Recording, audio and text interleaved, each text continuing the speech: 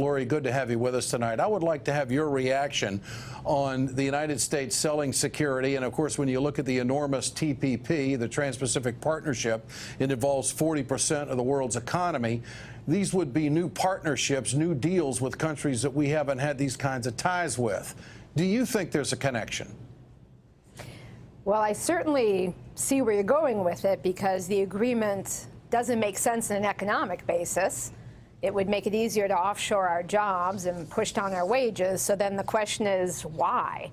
But I actually don't think that the administration's intent is about these foreign policy alliances. First, we have trade agreements with most of the countries involved in TPP, and the ones we don't have relationships with aren't the countries that are going to be leading the counter-ISIS effort. But also, the agreement predates all of this blowing up in the Middle East. What you do see is the administration now, as the economic arguments for TPP have basically failed, the public doesn't buy it. They see this new trade data, Obama's last big agreement with Korea, huge new trade deficit, more jobs lost. The model, that was the model for TPP. So now they're trying to create sort of a distraction. It's sort of, they're now using the issue of, ooh, we better write the rules or China will. TPP are our rules.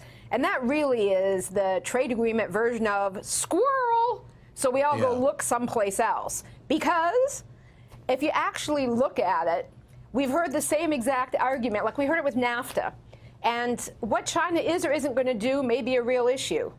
But giving away our manufacturing strength, our ability to just defend ourselves by making our own stuff, our economic well-being doesn't improve our ability to counter China. And if you look specifically during NAFTA, we were told if we don't write the rules, China's going to write the rules in Latin America.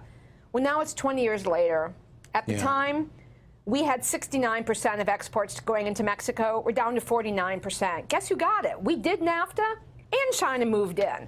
The agreement is not the answer to what might be a real China problem, but it's not a foreign policy solution. All right. Lori Wallach, always great to have you with us tonight. I appreciate your time here on The Ed Show.